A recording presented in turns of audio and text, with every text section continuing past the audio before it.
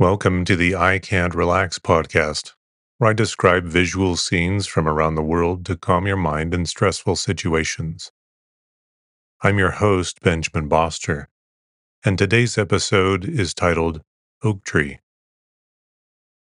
If you find these helpful, I invite you to follow the podcast so you avoid missing future episodes.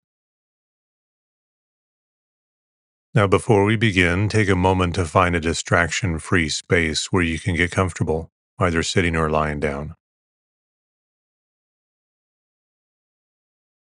If you would like, allow your eyes to gently close. Now let's take a deep breath together. Inhale slowly. Hold for a second. And exhale, releasing any tension.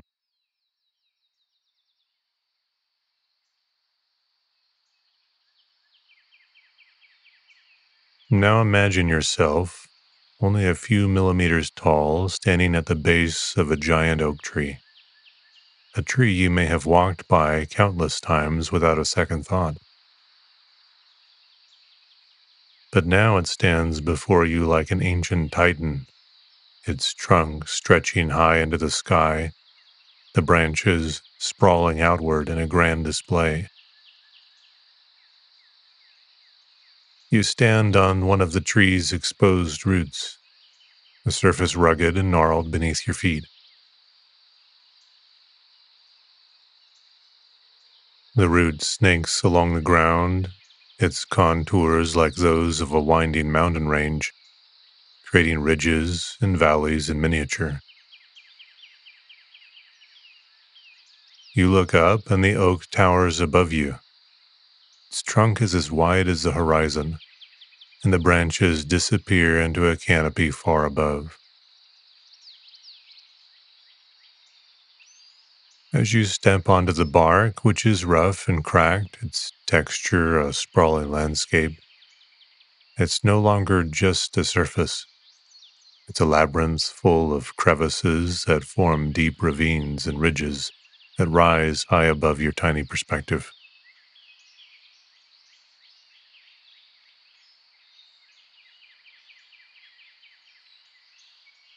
You notice how alive it feels beneath you. It's as if the tree itself is humming with age and presence. It groans, not because it's moving, but because it has witnessed countless seasons, each groove in its bark carved by time, each crack telling a story.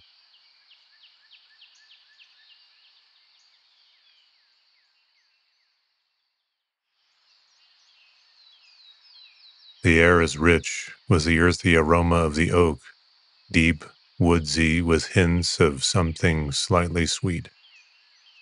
It fills your lungs, grounding you, reminding you of roots deep in the earth, of leaves above catching sunlight like pieces of an ever-shifting mosaic.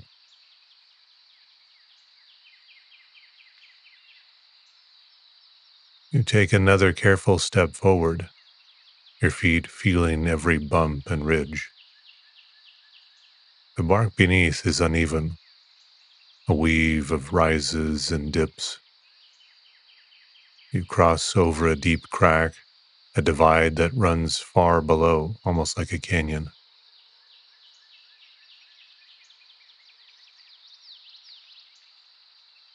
Here, the bark isn't just a covering. It's a world in itself, full of depth and wonder, and you begin to understand how much you may have overlooked all these years at your usual height.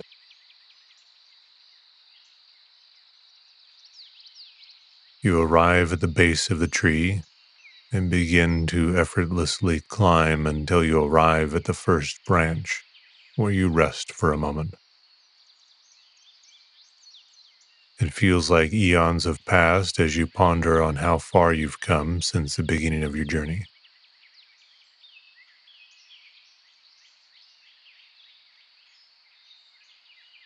As you take in the view before you, you notice a patch of moss to your right, A sea of bright green spread across the bark surface.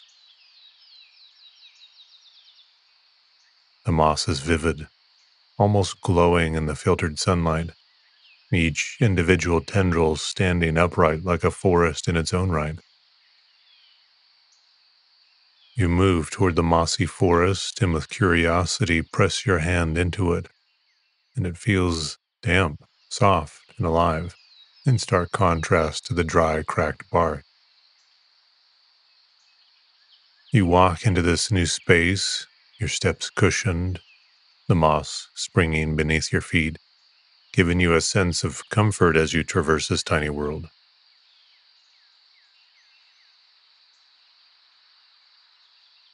Before you reach the other side of this forest, a beetle comes into view, and you keep out of sight.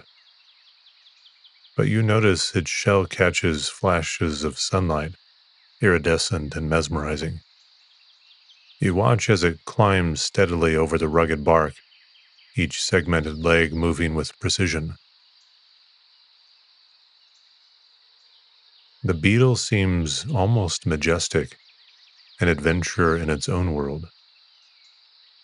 You wonder what it's searching for: a safe place, food, or simply a path to follow. Its movements are deliberate, unstoppable, reminding you that even in the smallest of lives, there is purpose.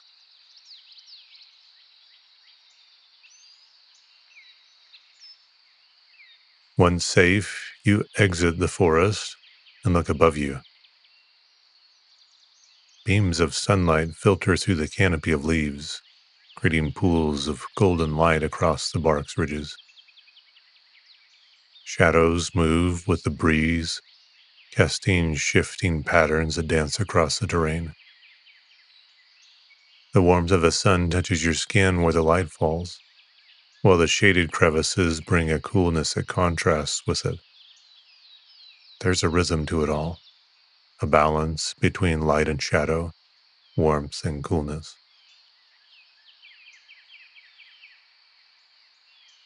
You continue your journey and climb higher, and find tiny mushrooms nestled in a crevice.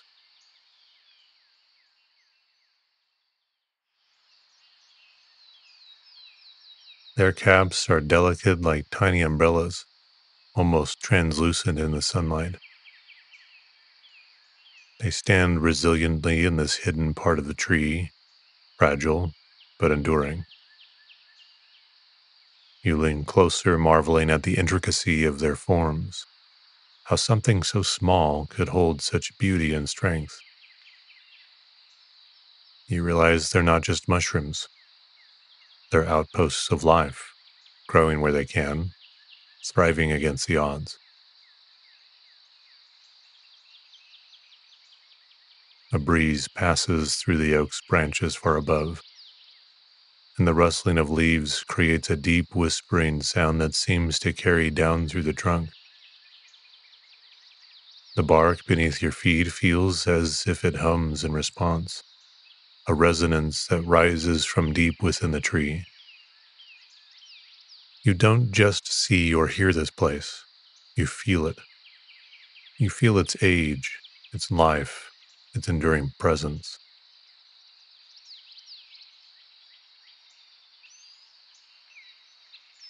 Moving forward again on your journey, you notice how there is no rush. This world of bark and moss, beetles and mushrooms stretches out infinitely, each step revealing something new. The textures, the sights, the scents, they all hold their own stories. And being this small means you can experience it all with wonder.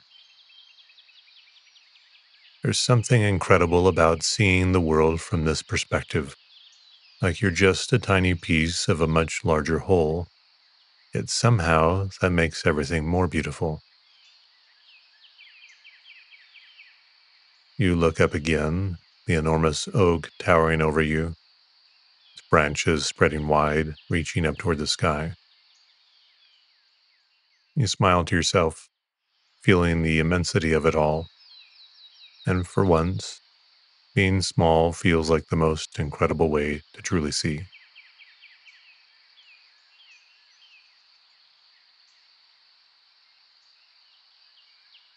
This concludes our episode about the oak tree. Thank you for joining me on today's visualization. Until next time.